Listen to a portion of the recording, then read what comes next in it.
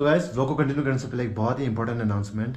एक तिन्याम नोकबी नाम का एक छोटा सा बच्चा है and he is from Arunachal Pradesh and he is admitted in Manipal hospitals Bangalore and he is suffering from inherited bone marrow failure syndrome, जिसका ट्रीटमेंट का कॉस्ट है अराउंड 30 लाख रुपीस। उनके पेरेंट्स और रिलेटिव से जितना हो सकेगा उन्होंने किया। तो अभी फाइनेंशियल प्रॉब्लम हो रहा है, तो मैं चाहता हूँ कि आप लोग भी मदद करें। उनके पेरेंट्स ने भी सोशल मीडिया में शेयर करना शुरू कर दिया है। उनके पेरेंट्स का अकाउंट डिटेल्स मैंने डिस्क्रिप्शन में दे दिया। प्लीज़ जाकर डोनेट कीजिए और एक बच्चे की लाइफ बचाइए। Please donate please. मैंने भी कर दिया अपना।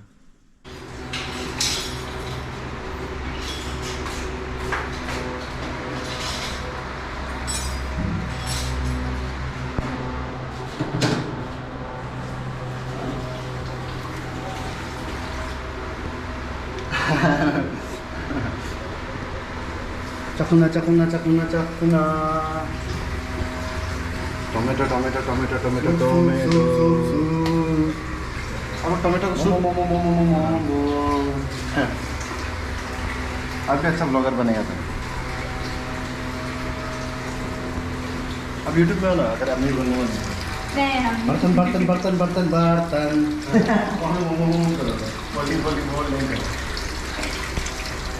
धुली नगर धुली नगर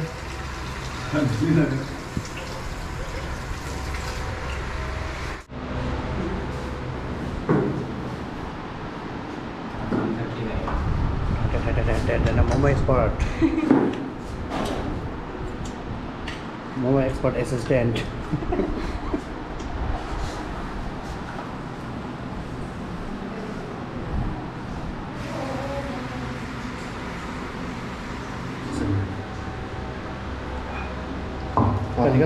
चटनी पीस रहे हैं गाड़ी इसके लिए, मोमो के लिए। कुछ नहीं सुना ऐसे कुछ नहीं सुना खराब हो जाएगा। Hello guys, welcome to my new vlog. तो आफ्टर मैनी मंथ्स, एक साल पे कह सकते हैं, मैं फाइनली सोलो राइड पे जाने के लिए रेडी हूँ व्लॉग बनाने के लिए। तो मेरा पहला डेस्टिनेशन होगा Sikkim and then Nepal, and अगर बजट में हुआ तो बिहार भी जाएंगे, क्योंकि इस बार मेरा बजट थोड़ा कम है। मैं अपना कॉम्प्लेक्स पे काम कर रहा हूँ ना, तो मेरा बजट बहुत टाइट है। मेरे पास ओनली 30,000 रुपीज़। तो ये बजट ट्रिप होने वाला है मेरे तरफ से। ऐसा नहीं कि मैं आप लोगों को सिखाने वाला हूँ कि इतने कम रुपए में कैसे पूरा 2 स्टेट एंड एक कंट्री ट्रैवल किया जाता है, मैं वो सिखाने नहीं वाला। बस मेरा पर्सनल प्रॉब्लम है कि मेरे पास पैसे कम है, तो मेरे हाथ में 30,000 रुपीज़ है। तो देखते हैं कि 30,000 रुपीज़ में मैं कैसे सर्वाइव कर सकता हूँ। तो मैं बहुत ही एक्साइटेड हूँ जाने के लिए, और मैंने अपना पैकिंग ऑलरेडी कर लिया है। तो पैकिंग में बताऊँगा कि मैं क्या क्या लेके जाने वाला हूँ। सबसे पहले मैंने लिया है ये उस दिन ही खरीदा था वाइल्ड क्राफ्ट का बैग। सबसे पहले इसके अंदर मैंने डाला है स्लीपिंग बैग, और यहाँ पे डाला है साइड में एक टेंट, सस्ता वाला टेंट, और यहाँ पे स्लीपिंग बैग अच्छा खासा वाला। और मैं स्लीपिंग बैग और टेंट इसलिए ले जा रहा हूँ ताकि बाई चांस कहीं मेरा गाड़ी ख़राब हो गया, ऐसा कुछ ना हो, बट अगर ऐसा हो गया तो मैं रास्ते में सो सकता हूँ। और यहाँ पे मैंने कपड़े डाले हैं, एक जीन्स डाला है, एक जीन्स ऑलरेडी पहन रखा हूँ, और 4 टी-शर्ट डाले हैं, एक शर्ट डाला है, एक जैकेट डाला है, सिंस मैं सिक्किम जा रहा हूँ, ठंडे जगह में जा रहा हूँ। सेफ्टी के लिए हेलमेट तो लेके जा रहा हूँ, प्लस मैंने यहाँ पे ये गार्ड पहन लिया है हाथों में, एंड पैरों में भी गार्ड पहन लिया है, और सेफ्टी के लिए ग्लव्स भी लगा लिया है। और आप देख रहे होंगे कि एक ग्लव्स आधा है और एक ग्लव्स पूरा है। ऐसा क्यों है मैं बताता हूँ, क्योंकि जानबूझ के मैंने ऐसा पहना है। जानबूझ के नहीं कहूँगा, इसका एक पैर जो चोरी हो गया था, और इसका दूसरा वाला मैं ये वाला क्यों पहना हूँ, क्योंकि फ़ोन अगर आप यूज़ करते हो ना, तो फ़ोन के लिए यूज़ करने के लिए यूज़ हो जाता है, क्योंकि आपका उंगली फ्री रहता है, आप इसमें फ़ोन नहीं कर पाओगे। तो यही है मेरा पैकिंग। फिलहाल मैं हूँ नाहरलगन में, नाहरलगन से निकल रहा हूँ। आज मैं गुवाहाटी पहुँचूँगा बाइक से, 7 घंटे 7 to 8 आवर्स लगेगा। आज गुवाहाटी स्टे करूँगा एंड कल निकलूँगा सिलीगुड़ी के लिए, क्योंकि आपको सिलीगुड़ी होके जाना ही पड़ता है, चाहे आप बिहार जाओ यहाँ से नॉर्थ ईस्ट साइड से, या फिर आप सिक्किम जाओ या फिर नेपाल जाओ। तो मैं सबसे पहले सिलीगुड़ी जाऊँगा एंड देन सिक्किम का ट्रिप करके एंड देन फिर वापस आऊँगा सिक्किम से सिलीगुड़ी, एंड देन फिर नेपाल, एंड देन फिर नेपाल से सिलीगुड़ी वापस आऊँगा, एंड देन फिर बिहार। उसके बाद मेरा ट्रिप ख़त्म होगा। तो विश में लक। मैं रेडी हूँ जाने के लिए। सी यू। तो गैस गर्मी बहुत है, बार बार आपको आपकी बॉडी को हाइड्रेट करते रहना पड़ेगा। और मैंने 2 पानी बोतल लिया है कि मेरा अभी तक का खर्चा हो गया है 770। अभी तक मैं गुवाहाटी पहुंचा तक भी नहीं हूं, मेरा 770 खर्चा हो गया है। और अभी सिलीगुड़ी भी जाना है, सिक्किम भी जाना है, नेपाल भी जाना है। आई डोंट थिंक कि 30,000 के बजट में पॉसिबल हो पाएगा, but I will try my best कि 30,000 से 1 रुपये भी ज़्यादा खर्चा ना करूँ। In a busy lifestyle, eating habits, erratic sleeping patterns, and stress and deficiencies in nutrition can cause hair fall. उसके लिए अनियन एक चमत्कारी किचन इंग्रेडिएंट है जो कि आपके हेयर फॉल को ट्रेडिशनली कंट्रोल करता है. As it is rich in sulfur, which promotes hair growth by strengthening and nourishing the hair. तो आपके बालों को स्ट्रेंथ एंड नरिशमेंट देने के लिए मामाअर्थ लेके आया है अनियन हेयर मास्क, जो कि जड़ों तक काम करता है आपके बालों को स्ट्रेंथ देने के लिए. ये आपके हेयर फॉल को रिड्यूस करता है and promote the overall health of your scalp and hair. Crafted with the goodness of onion oil, it replenishes the scalp and reduces itch and irritation, while organic bamboo vinegar in it improves blood circulation, kills bacteria and smooths the hair shaft. और इस product को regularly use करने के लिए आपको चिंता करने की जरूरत नहीं है, because it is free of harmful chemicals, parabens and silicones. इस प्रोडक्ट के हीरो इंग्रेडिएंट्स है onion oil, organic bamboo vinegar, जिनके बेनिफिट्स मैंने आप सभी को ऑलरेडी बता दिए हैं, और साथ ही साथ इसमें रोजमेरी ऑयल जो आपके स्कैल्प को स्टिमुलेट करता है, हेयर ग्रोथ को प्रमोट करता है एंड प्री मैच्योर ग्रेइंग से बचाता है. इसमें जो कोकोनट ऑयल है, it nourishes the scalp and strengthens your hair from root to tip. It fights dandruff and prevent hair breakage. इसको यूज करना ही बहुत इजी है. सबसे पहले आप adequate amount of hair mask लीजिए और अपने बालों में अप्लाई कीजिए और 15 मिनट्स के लिए रखिए. And for the best result इसको हफ्ते में कम से कम 2-3 बार लगाइए. और मामाअर्थ का ही अर्गन हेयर मास्क भी आता है with argan avocado oil and milk protein और frizz free and stronger hair. Mamaearth के जितने प्रोडक्ट्स हैं वो केमिकल फ्री होते हैं, टॉक्सिन फ्री होते हैं, नेचुरल इंग्रेडिएंट्स से बने हैं. Every time you buy from Mamaearth आपके ऑर्डर को लिंक करता है एक ट्री से. एंड बाय 2025 मामाअर्थ वाले प्लान कर रहे हैं 1 मिलियन ट्रीज प्लांट करने का, जो कि बहुत अच्छी बात है. Mamaearth recycle more plastic than they use. They now recycle over 240 metric tons of plastics every month. And आपकी जानकारी के लिए बता दूं कि 1 metric ton is equal to 1000 kilograms. Mamaearth has been awarded PETA का cruelty free and beauty without bunnies award, which means हमारे कोई भी प्यारे एनिमल्स हर्ट नहीं हुए हैं. तो गाइस, अगर आपको मामाअर्थ के बेहतरीन प्रोडक्ट्स 20% ऑफ में खरीदना है तो मामाअर्थ की ऑफिशियल वेबसाइट में जाइए mamaearth.in और टाइप कीजिए lensing2022 which is my code. अगर आप इस कोड को टाइप करोगे तो मामाअर्थ के जितने प्रोडक्ट्स है आपको 20% ऑफ में मिल जाएगा. और ये products Amazon, Flipkart and Nykaa में भी अवेलेबल है. मैं चारों का लिंक डिस्क्रिप्शन में दे दूंगा, आप डिस्क्रिप्शन से जाके परचेस कर सकते हो. मामाअर्थ ने अपना ऐप भी लॉन्च किया है जो कि आपको एंड्रॉइड एंड iOS में मिल जाएगा. लिंक मैं डिस्क्रिप्शन में दे दूंगा. The app users get early access to sales and hence get extra discounts. Guys, अब मैं फाइनली पहुंच गया हूँ गुवाहाटी. घर ढूंढने में बहुत टाइम लग गया. मैं दीदी के फ्लैट में बैठा हूँ. एक मेरी जान पहचान की बहुत अच्छी दीदी है, तो उनके मैं फ्लैट में बैठा हुआ हूँ. होटल में नहीं बैठा हूँ ताकि मैं अपने पैसे बचा सकूँ. और अभी मैंने पानी भरवाया है, तो और टंकी में भी थोड़ा सा पानी बचा हुआ है, तो उसका 200 रुपया है. तो अभी मैं भैया को 200 रुपया दूंगा. तो गाइस, मैं करवाने जा रहा हूँ अभी अपने बाइक की सर्विसिंग, क्योंकि सर्विसिंग करवाना इज़ वेरी नेसेसरी. और अंदर काफ़ी सुंदर सुंदर बाइक्स रखे गए हैं, मैं आप लोगों को दिखाता हूँ. और मेरे पीछे देखिए क्या है, ZX10R Kawasaki, kind of dream bike कह सकते हो. फिर 16 lakhs का है. 650 RS, काफ़ी सुंदर बाइक. और वो 300 मेरी वाली. और मेरा बाइक यहाँ पे सर्विसिंग हो रहा है.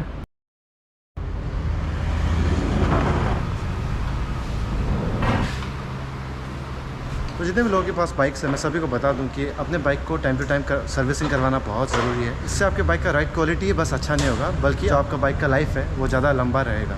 तो इसलिए सबको मेरा सजेशन. और सर्विसिंग तो हम सर्विसिंग सेंटर में ही करवाते हैं, बट आप खुद क्या कर सकते हो कि मैं आप लोगों को बता दूं. बाइक का चेन है, उसमें time to time chain oil डालना है, ताकि आपका जो बाइक का जो ये वाला पोर्शन है रस्ट ना करे और आपका बाइक राइडिंग क्वालिटी ख़राब ना हो.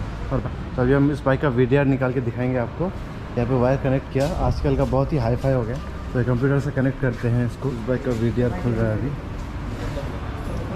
पूरा बाइक का जितना भी सेंसर है सब स्कैन होगा अभी. ओके. पूरा जितना भी बाइक का डिटेल्स है इलेक्ट्रॉनिक डिवाइस का बाइक में जो है सभी का इंफॉर्मेशन मिल जाता है, तो प्रॉब्लम नहीं होगा कुछ. लोखड़ा बोलते हैं इसको, इसके लेन को लोखड़ा लालूंगा बोलते हैं. लोखड़ा लालूंगा गुवाहाटी में है. तो अगर आप लोगों को बाइक बुक करवाना है या फिर बाइक देखना चाहते हो या फिर कंसल्टेंसी के लिए मैं इस कावासाकी डीलर का आपको फ़ोन नंबर डिस्क्रिप्शन में दे दूंगा, आप इनको कांटेक्ट कर सकते हो. मेरे फर्स्ट सर्विसिंग की टी-शर्ट है, ये कावासाकी का टी-शर्ट.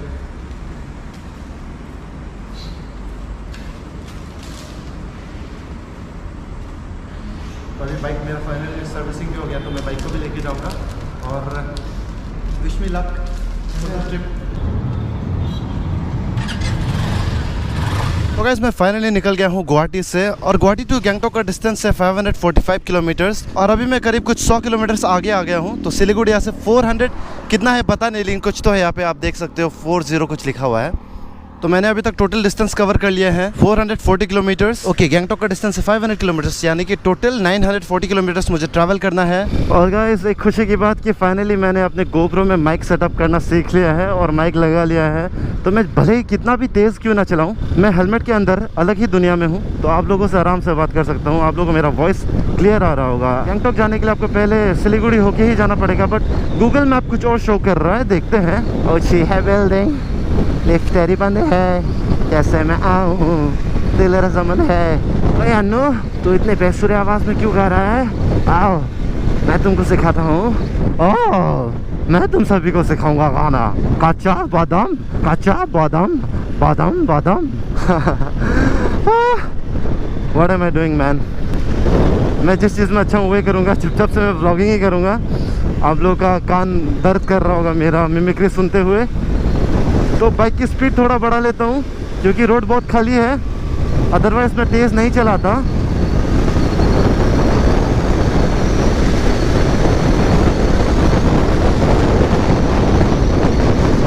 यहाँ से सिलीगुड़ी का डिस्टेंस 399 किलोमीटर्स है। छोड़ो लेंसिंग। एंड गाइस, मेरे बाइक का जो फ्यूल टैंक कैपेसिटी है वो है 17 लीटर्स का, तो मैंने फुल करवा रखा है। और एक स्टिक गिर गया है, मैंने गुवाहाटी से निकलने से पहले फुल करवाया था, तो देखते हैं कि इन पेट्रोल में, फुल पेट्रोल में मैं गैंगटॉक पहुंच पाता हूं कि नहीं। बाकी हाईवेज़ का तो पता नहीं, बट आप लोगों को गुवाहाटी टू सिलीगुड़ी हाईवे में बहुत सारे पेट्रोल पंप्स मिल जाएंगे, तो आप निश्चिंत होके जा सकते हो। बहुत ही बेहतरीन है ये हाईवे, एकदम 4 लेन है और व्यू भी काफ़ी सुंदर। ऐसा लग रहा है जैसे कि मैं 3 घंटे में ही पहुँच जाऊँगा गैंगटॉक।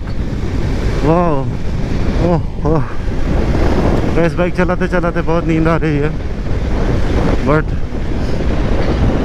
लेंसिंग सोएगा नहीं साला। क्या खाना होगा? हाँ हाँ हाँ, कौन सा चैनल? Lensing weekly.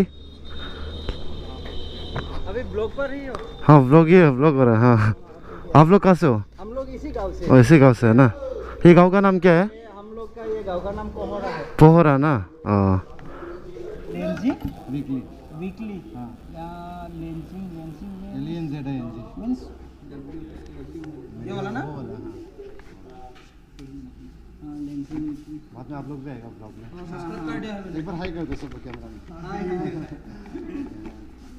अभी अगले साल आप लोग फिर जब फ्लड आएगा तो क्या करेगा आप लोग? अगले साल आने से भी वही दिक्कत, वही प्रॉब्लम। हर साल सेम प्रॉब्लम। हाँ, हर साल सेम प्रॉब्लम। कुछ लेकिन गवर्नमेंट को कुछ क्या बोलते हैं, जो असम गवर्नमेंट है, हाँ, वो लोग देख रहा होगा कैमरा में शायद। हाँ, उन लोग कुछ अपील कर सकते हैं आप लोग? हम लोग तो मतलब एक ही अपील है गवर्नमेंट से कि हमारा जो रास्ता है ना, हम जब नेशनल हाईवे तक जो रास्ता है, गांव का रास्ता, वो सिर्फ अच्छा कर दे, वो ही रिक्वेस्ट है, क्योंकि बहुत दिक्कत होता है आने जाने में। और अभी तो हम बम्बू ब्रिज से चल रहा है ना, फिर आएगा फ्लड आएगा और वही सिचुएशन। फ्लड आने से तो हम लोग कम से कम 1-2 महीने तक ये नेशनल हाईवे देख भी नहीं सकते। और मतलब पूरा ये भी डूब जाता है? मतलब हमारा गांव का रास्ता पूरा डूब जाता है। हमारा दोनों उस रास्ते के इस साइड उस साइड भी पूरा पानी हो जाता है। पाठशाला से थोड़ा आगे ना वो मेढीकुशी है, उसमें तो पूरा लोगों का घर ही टूट गया बांध पानी से। घर पूरा नामो निशान मिट गया कि उसमें एक घर है, वो भी नहीं, मतलब पता ही नहीं चलता घर है या क्या है, बंजर हो गया। तो बहुत प्रॉब्लम हुआ। असम रिलीफ फंड भी होता है? तो असम रिलीफ फंड होता है और मिला, लेकिन उस हैसियत से नहीं मिला जितना मिलना था। थोड़ा थोड़ा तो सबको मिलता है। हम तो हर साल डोनेट करते हैं ऐसा। हाँ। 10,000 जैसा होने से भी। हाँ। तो पता नहीं वो पैसा आप लोग तक पहुंचता है कि नहीं पहुंचता है? डोनेट तो करते हैं, नहीं पहुंचता है। आप एक काम करना, अगर मतलब रिलेशनशिप होने से ही तो कुछ काम होता है ना। Exactly. जैसे कि आपको आज हमको मिला, अचानक से मिला, फिर भी आपसे बात की, आप एक यूट्यूबर हो, देखा आपका अच्छा सारा सब्सक्राइबर है, तो हम अच्छा लगा। आपने बोला कि तुम लोगों का कुछ प्रॉब्लम है तो शेयर करो, मेरे मतलब यूट्यूब के ज़रिए सबको दिखा दूँगा। तो हमको अच्छा लगा।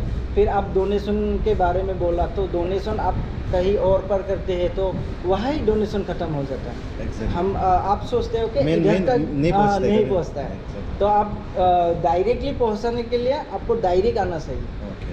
मेरे हिसाब से हाँ, मतलब नहीं, आपको नहीं। हेल्प करने हैं तो डायरेक्ट आकर हेल्प करो, तभी तक मतलब जिसको चाहिए हाँ। उसको ही मिलेगा। Exactly. अभी तो मतलब कोई जैसे कि कोई डोनेट कर देता है CM रिलीफ फंड में, हाँ। तो जिसका जो हाथ में इंचार्ज होता है वो हाँ। वो टेंडर मतलब अपने हिसाब से बना लेता है, हाँ, अपना हिसाब अपने से। आदमी लोग को दे देता हाँ, है, ऐसा भी होता है। हाँ। ठीक है, तो ये चीज़ मतलब जानने को मिला है, हाँ, ऑडियंस को भी मिला है और मुझे भी जानने को मिला ना कि जो रियल प्रॉब्लम हो रहा है वो आप लोग डायरेक्ट फेस कर रहे हैं, तो हाँ। डायरेक्ट आप लोग को मदद मिलने से ठीक है। हाँ, मतलब आप डोनेशन कर रहे हो 100 जन को, हाँ। तो आप 100 जन को ही डोनेशन खुद करो। वही। मतलब आकर सोच समझ कर आप खुद देखोगी ना, हाँ ये लोग तकलीफ में है, Exactly. तो आपको देकर भी अच्छा लगेगा, उन लोगों को मिलकर भी अच्छा लगेगा, सुकून मिलेगा। हाँ, एक आया था, Exactly. एक जो आया हमको भगवान की तरह आकर थोड़ा सा मदद करके चला गया, आपको दुआ में याद रखेगा। तो स्वीट ऑफ देम। अभी भी जिन लोग आपने देखा, मैं कैमरा एक्चुअली यहाँ पे माउंट है ना कैमरा ऑलरेडी हेलमेट में, तो उसको देखते हुए वो लोग कुछ लोग आए और पूछा कि आप यूट्यूबर हो? हाँ करके, और मेरे चैनल को भी सब्सक्राइब कर दिया और मुझे पानी ऑफ़र किया। और आपने प्रॉब्लम तो सुन ही लिया असम के बारे में, तो जितने भी लोग देख रहे हैं मैं सभी को वही रिक्वेस्ट करना चाहूँगा, जैसे उन्होंने बोला कि जो CM रिलीफ फंड होता है उसमें पैसे तो हम डाल देते हैं, जैसे कि मैं भी हर साल डालता हूँ, बट मुझे पता नहीं था कि लोगों तक पहुँचता है कि नहीं पहुँचता है। तो मेरे ख्याल से जो जिस एरिया में रहते हैं या फिर जिस एरिया के आसपास रहते हैं उस एरिया को डायरेक्ट फिजिकली जाके मदद कीजिए, क्योंकि CM रिलीफ फंड भी ज़रूरतमंदों को मिलता होगा लेकिन सबको नहीं मिलता है। तो इसीलिए जैसे सिक्किम का जो डिस्टेंस है वो है 427 किलोमीटर्स, तो अभी मुझे और इतना ट्रैवल करना है, 7:30 to 8 तक पहुँच जाऊँगा मैं। भैया आपका इंस्टा आईडी है, इंस्टा आईडी में थोड़ा सा मैसेज कर देंगे। तो गैस उनके बारे में बता ही रहा था कि ये लोग इतने स्वीट है, वापस आए मेरे लिए असमीज़ गमछा लेके।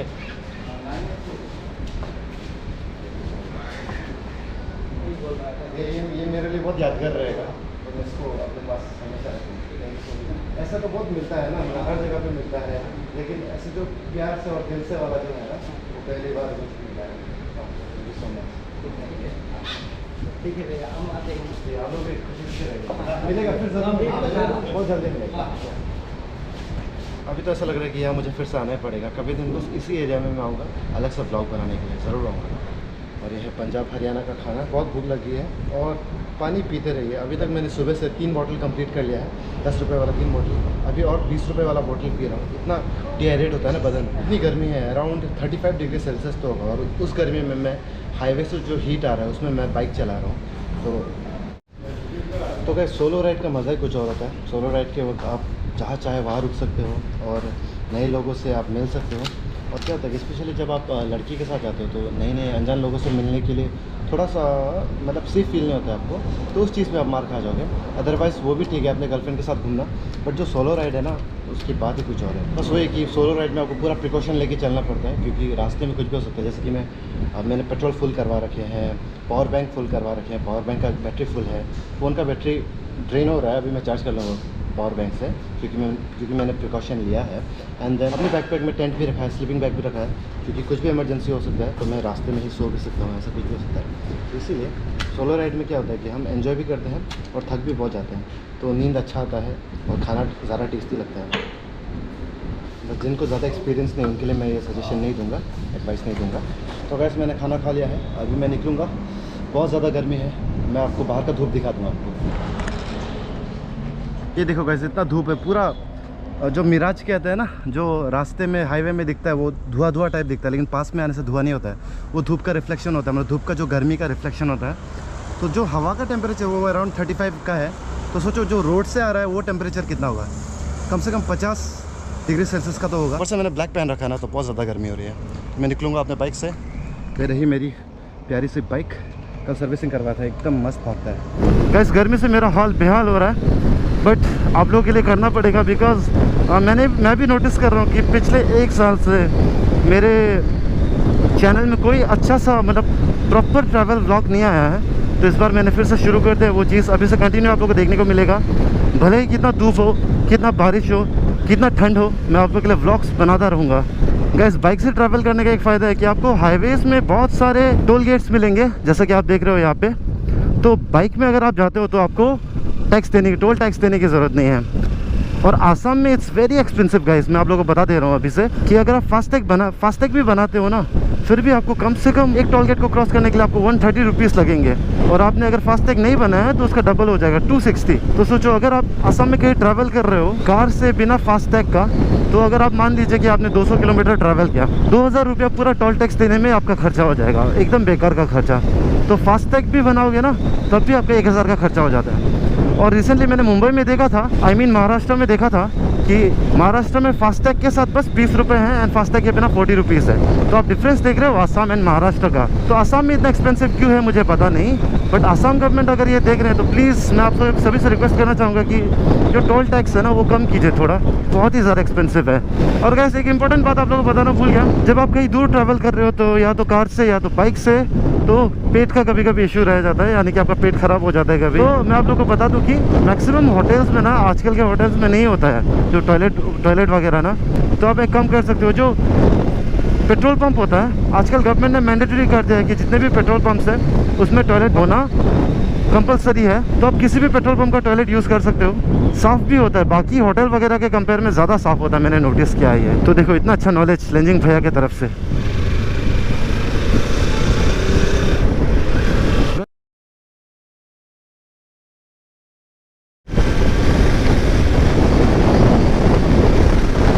मेरा लिमिट 130 तक ही है।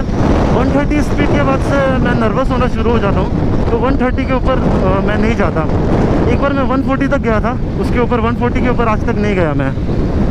और नॉर्मल हाईवेज़ में मैं 100 210 के बीच में ही चलाता हूँ। अगर उसमें भी ट्रैफिक होगा या फिर आसपास के एरिया में विलेज होगा तो 70 to 80 की स्पीड में मैं चलाता हूँ। आप लोग सोच रहे हो कि मैं अकेले सोलो राइड करके बोर हो रहा हूँ ना, एक्चुअली मैं बोर नहीं हो रहा हूँ, क्योंकि मैं कैमरे में बात कर रहा हूँ और जो कैमरा है वो तो आप लोग ही हो, ऑडियंस ही कैमरा है। तो मुझे ऐसा फील हो रहा है कि आप लोग मेरे साथ ही जा रहे हो जर्नी में ना, क्योंकि मैं आप लोगों से बात करते हुए जा रहा हूँ ना, तो मुझे ऐसा फील हो रहा है कि मैं अकेले नहीं हूँ। अरुणिमा बस, इतना बड़ा बस, इतने बड़े बस ने हमारे रोड को ब्लॉक कर दिया, बट इट्स ओके, मेरे पास बहुत ही पेशेंस है। मैं हॉर्न नहीं मारूंगा, हॉर्न मारेगा नहीं इस साला, मैं झुकेगा नहीं इस साला। और ये गैस मेरा पहला ऑफिशियल मोटो व्लॉगिंग कह सकते हो आप, क्योंकि इस वाले व्लॉग में मैंने ज़्यादातर मोटो व्लॉगिंग ही किया है और माइक भी खरीद लिया है।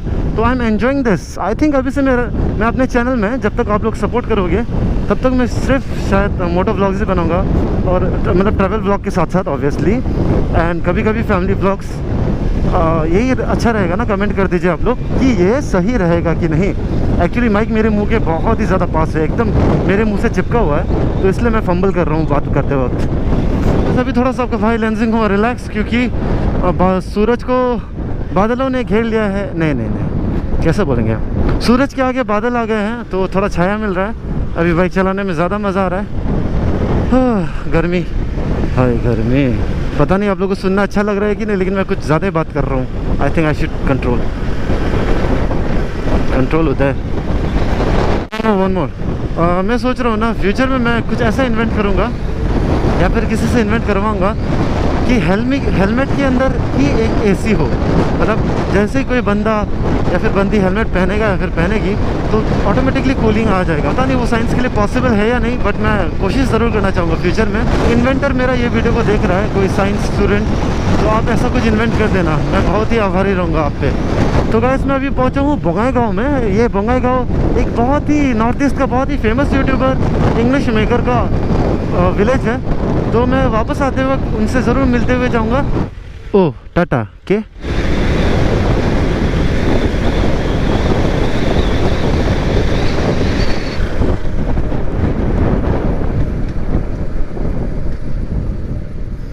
तो वैसे इस छाया में मैं थोड़ा सा रेस्ट कर लेता हूँ, क्योंकि मेरा बदन बहुत ज़्यादा डिहाइड्रेट हो रहा है। मुझे पानी पीना है, 5 मिनट रेस्ट लेंगे एंड मैं फिर वापस जाऊँगा। ये थक गया यार मेरा पकड़। तो गैस मैंने गुवाहाटी से जाते वक्त फुल किया था, और अभी 250 किलोमीटर्स ट्रैवल करने के बाद अभी बस 2 स्टिक दिखा रहा है। तो मैंने 800 रुपये का पेट्रोल भरा लिया। अभी फिर से मेरा टंकी ऑलमोस्ट फुल है, बस 1 स्टिक ही कम है फुल से। तभी देखते कि इस पेट्रोल में मैं सिक्किम तक पहुंच पाता हूं कि नहीं। तो गाइस फाइनली आफ्टर 277 किलोमीटर्स तय करने के बाद मैं पहुंच गया हूं वेस्ट बंगाल में, WB में। मैंने 2 स्टेट को ऑलरेडी क्रॉस कर लिया। पहले अरुणाचल को क्रॉस किया एंड देन असम को कर लिया। अभी वेस्ट बंगाल को क्रॉस करके सिक्किम पहुंचना है बस। ये लास्ट, ये आखिरी स्टेट है। ओवरऑल मैंने अभी तक 630 किलोमीटर्स तय कर लिए हैं, अभी और 270 किलोमीटर्स तय करना है, टोटल 900 हो जाएगा गैंगटॉक तक।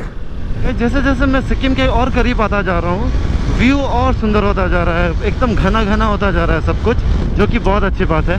मैं बहुत बोर हो रहा था, तो टाइम पास जितने भी लोग बाइक से रास्ते में आना जाना करते हैं ना, तो मैं ये करता हूँ, हाथ को ऐसा रख के ऐसा करके स्पाइडरमैन पोज देता हूँ, तो सभी घूरते हैं। मीनिंगलेस है बट इंटरेस्टिंग है। आप भी बाइक चलाते वक्त ऐसा ट्राई करना और लोगों का रिएक्शन चेक करना।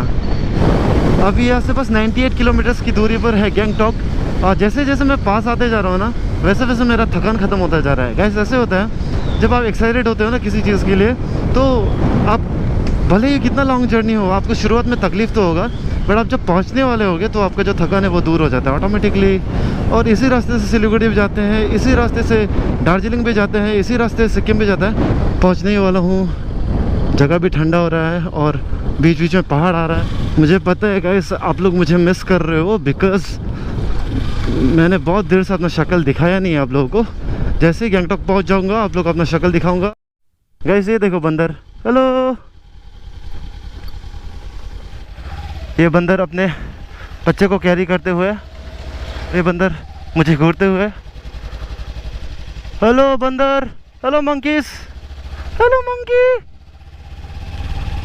Hello monkey, I love you, I love you, I love you, I love you. और ये है वो ब्रिज जहाँ से, कहाँ से जाना है यार?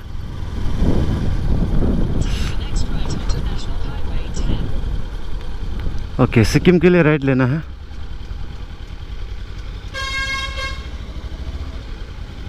सिलीगुड़ी के लिए लेफ़्ट लेना है। ओके, यहाँ से सिलीगुड़ी इधर और इधर से Sikkim. If I am not wrong Darjeeling भी इसी साइड से जाते हैं।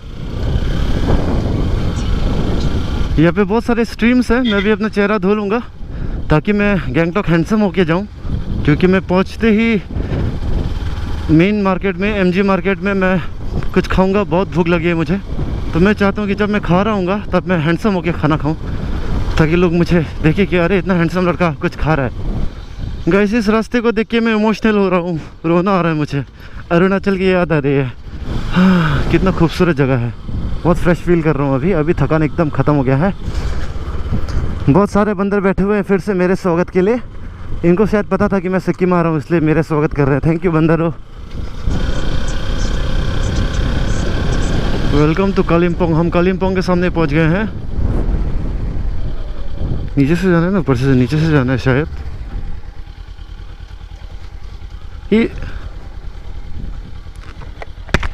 ये गैंगटॉक यहाँ से जाता है ना, नीचे से?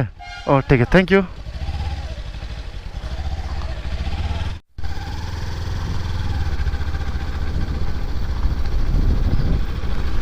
वैसे इस धूल को देख के तो मैं और इमोशनल हो रहा हूँ। ये मुझे मेरे कैपिटल धुली नगर और नाहरलगुन की याद दिला रही है। गाइस जो एक्साइटमेंट था वो थोड़ा सा अभी कम हो गया है, क्योंकि बहुत ज़्यादा थक गया हूँ। गुवाहाटी से 500 किलोमीटर राइड करके आया हूँ। टोटल मेरा 860 किलोमीटर्स हो गया, तो अभी और 40 to 45 किलोमीटर्स चलाना है। एक दिन में मैंने 540 किलोमीटर्स ट्रैवल किया है, आप ऐसा कह सकते हो, जब मैं गैंगटॉक पहुंच जाऊंगा। तो मैंने डिसाइड किया कि ब्लॉग के बीच बीच में आप लोगों को जब बंच में खर्चा हो जाएगा पैसा, यानी कि 5000 ऐसा खर्चा हो जाएगा, खाना होटल वगैरह का जो भी है, होम स्टे वगैरह का जो भी मिला के, तब मैं आप लोगों को बताऊँगा धीरे धीरे करके। अभी तक मेरा खर्चा हुआ है टोटल 5000 जितना कुछ खर्चा हुआ है। खाने पीने का 2000 और पेट्रोल में 3000। अरुणाचल प्रदेश ईटानगर से आपको सिक्किम तक आने में 3000 का पेट्रोल लगता है, और डिस्टेंस है 900 किलोमीटर का। मतलब आप कह सकते हो कि जो मेरा बाइक है वो 30 किलोमीटर पर लीटर का माइलेज दे रहा है।